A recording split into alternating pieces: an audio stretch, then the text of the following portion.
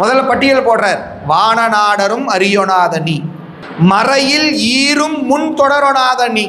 மறைனா வேதம், சிவபுராணத்தை படித்தோம். வேதங்கள் ஐயா என ஓங்கி ஆழ்ந்து அகன்ற நுண்ணியனே, அவங்களால அறிய முடியல. வேதத்தின் முடிவு மறையின் ஈறு அப்படின்னா வேதத்தின் முடிவுன்னு அர்த்தங்க. வேதத்தின் முடிவுன்னு சொன்னா உபநிடதங்கள். அந்த உபநிடதங்களாலும் சிவத்தை அறிய முடியாதுங்கிறார். அத்தகைய உபநிடதங்களாலும் கூட சிவத்தை முழுமையாக அடையவோ அறியவோ முடியாது, சிவம் உணர்த்தினால் அன்றி. சிவம் உணர்த்தினா உணரலாம், இல்லைன்னா அந்த வாய்ப்பு உபநிடதங்களுக்கும் கிடையாது. சரி, வேற உலகங்கள்லாம் இருக்கே. ஏனை நாடரும் தெரியொணாத நீ. நம்மை தவிர்த்து எத்தனையோ உலகங்கள் இருக்கு. 1008 அண்டம் இருக்குங்கிறோம், 224 புவனங்கள் இருக்குன்னு சொல்றோம்.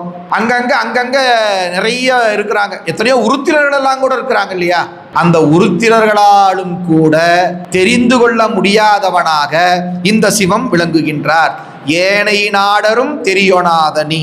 ஆனா தேவரால், மூவரால், வேதங்களால், உபநிடதங்களால், ஏனை நாட்டவர்களால் யாராலும் அறிந்து கொள்ள முடியாத பரம்பொருளாகிய நீ என்னை இன்னிதாய் ஆண்டு கொண்டவா. பெருமானே, என்ன போய் அப்படியே ஆண்டு கொண்டியே, எவ்வளோ பெரிய கருணை.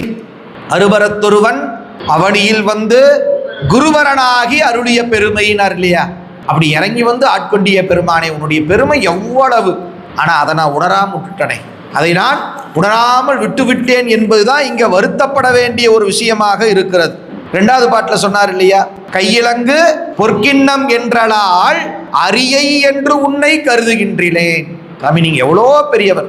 ஒரு குழந்தையினுடைய கையில தங்க கிண்ணத்தை கொடுத்தா அது பாதுகாக்குமானா தூக்கி போட்டு உடைக்கும். ஆனா அங்க ஒரு உண்மை என்ன, அங்க ஒரு நுட்பமா யோசிச்சோம்னா, தங்க கிண்ணத்தை குழந்தையின் கையிலே தருகின்ற தாய் என்ன பண்ணுவான்னு கேட்டீங்கன்னா, குழந்தை பின்னாடியே வருவான். அது எங்கேயா தூக்கி போட்டுட்டு வந்துருச்சுன்னா வம்பு, தூக்கி போட்டுருச்சுன்னா யாரா எடுத்துட்டு போயிட்டாங்கன்னா வம்பு, இல்ல போட்டு உடைச்சிச்சினாலும் வம்பு அப்படி சொல்லிட்டு ஆசை காரணமாக தங்க கிண்ணத்தை கொடுத்துருவா. ஆனா கொடுத்ததோட என்ன பண்ணுவா? கூடவே வருவா. அது மாதிரி நம்ம கையில மெய்ஞானம் சிவஞானத்தை இறைவன் கொடுத்தான். நாம் அதை உணரல, அதை சும்மா அற்பமாக நினைச்சோம். ஆனா இறைவன் கைவிடலிங்க. இவன் கையிலே மெய்ஞானத்தை தந்திருக்கிறேன், இவன் கூடவே இருந்து இவனை பாதுகாக்க வேண்டும் என்று சொல்லி சிவம் கூடவே வருதாமா. அந்த கருணையை நினைச்சு பார்க்கிறாராமா. நீ எவ்வளோ பெரியவன் இறைவா. கையிலங்கு பொற்கிண்ணம் என்றால் அரியை என்று உன்னை கருதுகின்றேன். நீ எவ்வளோ பெரியவன், எனக்கு அருள் செஞ்சியே, அந்த நன்றியை நான் மறந்து நிற்கிறேனே இறைவா. அதனால தான் நீ என்ன விட்டுட்டு போயிட்ட.